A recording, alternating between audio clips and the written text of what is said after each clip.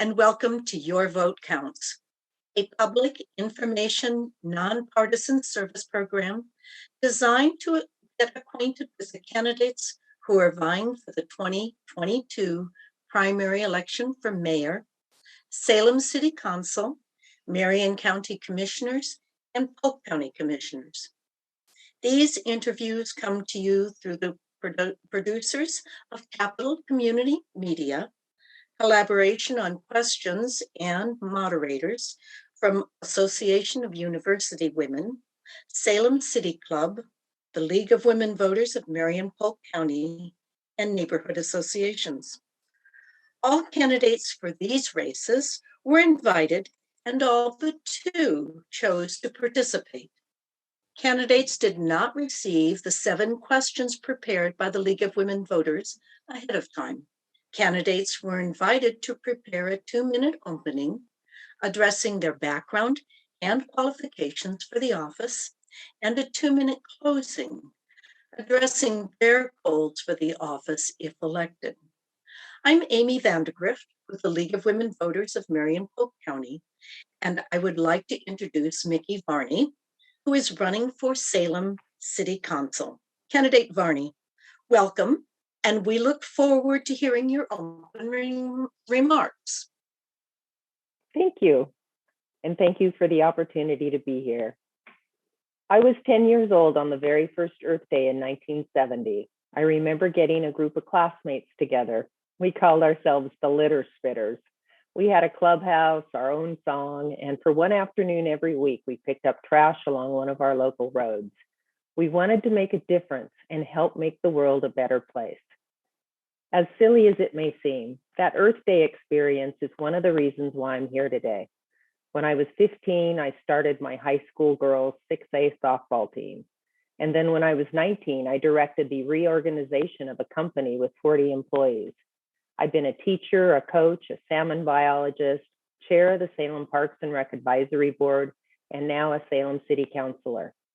Throughout my decades of public service, my greatest rewards have been in experiencing the enthusiasm people feel when they work on and accomplish something together. It's that spark I see in people's eyes when they realize the power they have to make a difference. It was that same spark that I saw in me as a little girl, and that's why I'm running for city council. As a former city councilor in Dayton, Washington, I developed a state park, negotiated a contentious ordinance, and worked alongside multiple government entities to address conflicting federal mandates so we could protect our citizens and their properties. For the past 8 years, I've had the amazing opportunity to work with the West Salem Neighborhood Association. I've been successful in securing tens of thousands of dollars to improve our parks in West Salem. I've also testified at Planning Commission and City Council meetings regarding West Salem land use issues. These experiences have taught me about what West Salem needs and given me the opportunity to work with my community to build consensus and support for West Salem. My deep connections to West Salem, okay, that's good. Thank you. I appreciate it. Now, we want to hear your views on the questions that we have for this interview. Okay. Many residents may not understand the role of the council member. Why should they be interested in this race? One of the biggest reasons is the fact that the council will be voting on and approving 3 major plans which will guide the development and the livability of Salem for decades to come. These plans are the Area Comprehensive Plan, the Transportation System Plan, and the Comprehensive Parks Master Plan. And this race is extremely important because it will determine what Salem looks like, so for, as I said, for decades. Okay. So how would you work on communication and outreach with local groups and institutions in order to improve collaboration concerning shared issues and problems? Well, I think the city does a pretty good job of reaching out, but we can always make improvements. The neighborhood associations are the direct link to the council, and I would like to see the city help neighborhood associations in that communication process to the residents of their wards. That to me, it would be really, really crucial. Folks need to have the opportunity to hear what's going on in their neighborhoods.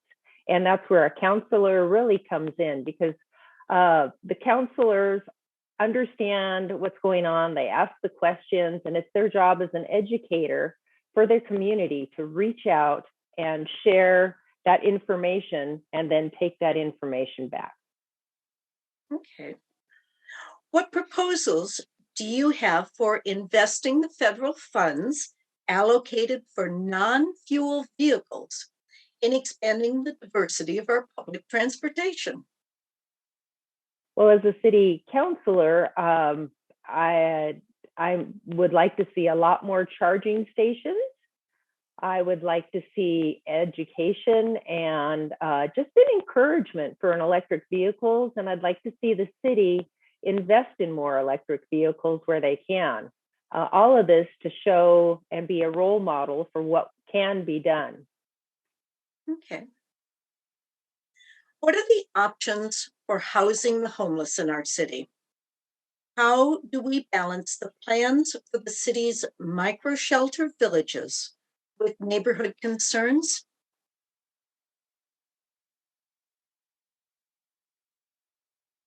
Well, we have a high housing crisis in our community. I agree. You know, the housing and cost of living is skyrocketing, and I see more and more families and women and the elderly on fixed incomes losing their homes every day.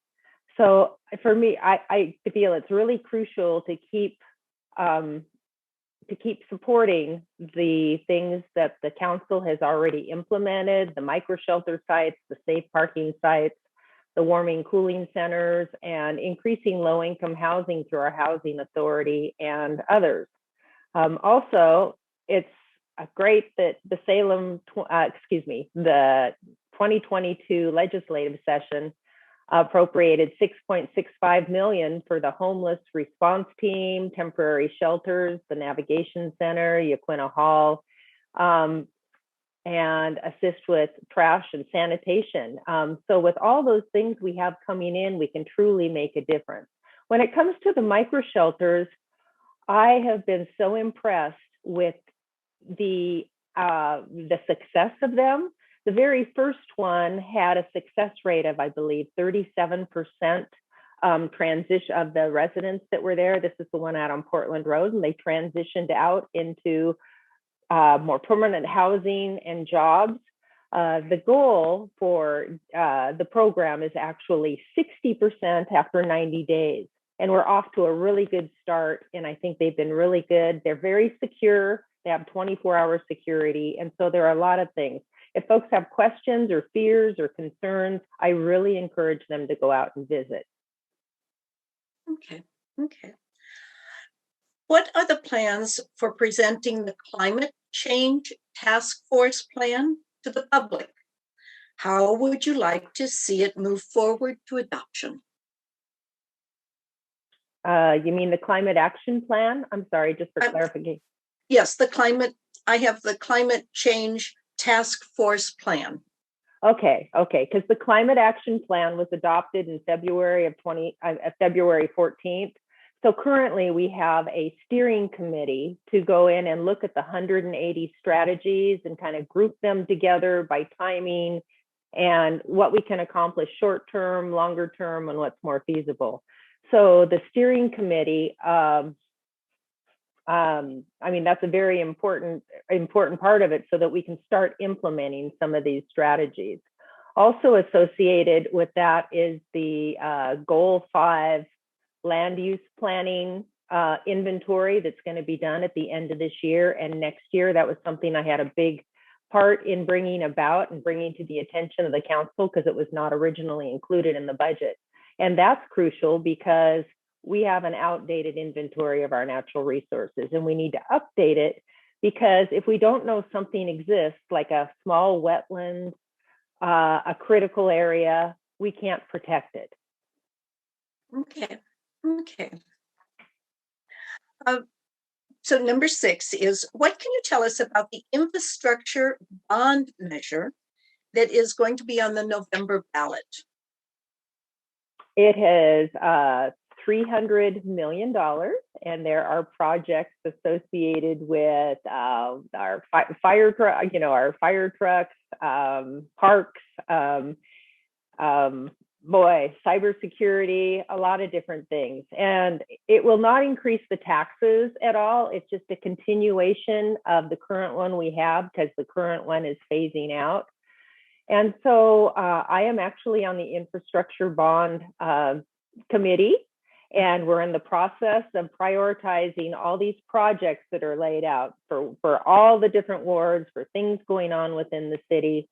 And it's really, really crucial. Those are public meetings, and it's crucial to have the input and look at what Salem needs, whether it is, for me in West Salem, one of my priorities is the, I can't even think, is Marine Drive, excuse me, I almost said Riverfront Park, is Marine Drive. The construction of Marine Drive has been in the works for over 10 years.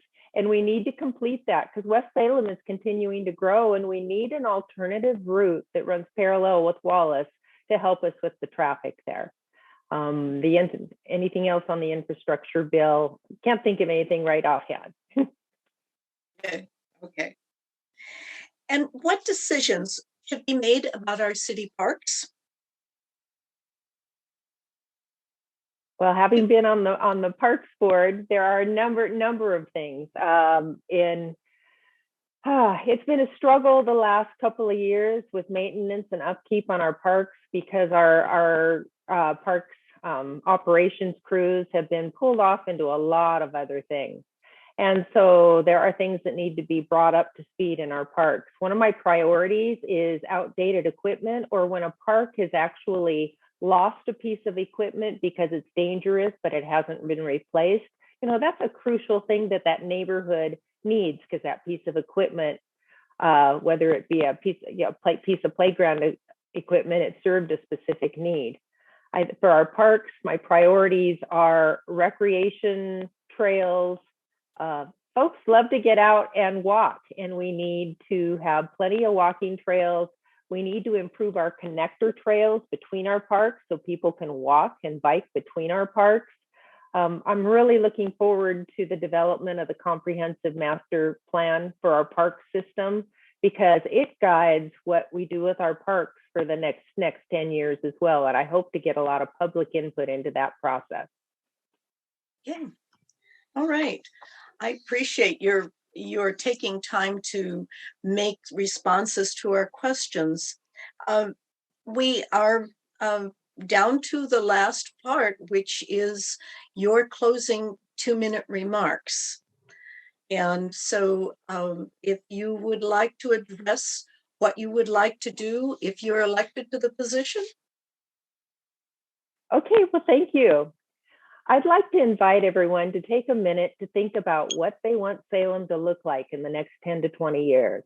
For me, it's a Salem that feels like a home, a place that's not only easy to walk, bike, or bus to anywhere you need, but a community that includes housing that is affordable, so that we can attract young professionals and support those who live on fixed incomes. It's a Salem that's green, with family-friendly parks, natural areas, and walking and biking trails. A Salem where increasing tree canopy and urban development can grow together in harmony. A Salem proud to have met its greenhouse gas emission reduction goals in order to reduce its carbon footprint. I envision a Salem that's thriving and welcoming, with new restaurants and businesses and a vibrant downtown streetscape, and a riverfront park that is an even bigger destination for tourism. In West Salem, we need to attract and invest in local services. We need affordable housing and smart growth. We need to protect our parks and green spaces for the health and well-being of our citizens. And we need to complete the long-awaited construction of Marine Drive to reduce traffic on Wallace Road as Salem continues to grow. Over the next couple years, the Salem City Council will be voting on 3 major comprehensive plans covering land use, transportation, and our park systems. These planning documents will determine Salem's growth and livability for decades. That is why this upcoming election is so important. You will be deciding what our Salem will look like. I'm asking for your vote on May 17th. Together, we will shape Salem's future. Thank you. Thank you, Candidate Varney. I appreciate your taking the time this afternoon to talk with us and do our interview today. I appreciate you sharing your thoughts. I want to thank Capital Community Media for their extensive technology and producer skills used to create this program. Thank you to the League of Women Voters of Marion-Polk County for the design and preparation of the program, and to AAUW and Salem City Club, who helped with the question development and providing moderators. And thanks to you, our voters, the public, for watching in order to become an informed voter. For more local, state, and national voter information on candidates and ballot issues, visit vote411.org. You have until April 26th to register to vote or make any changes. Ballots are mailed on April 27th, and according to the new state law, will be accepted if the postmark is before or on May 17th. Elections matter. Remember to vote because your vote counts.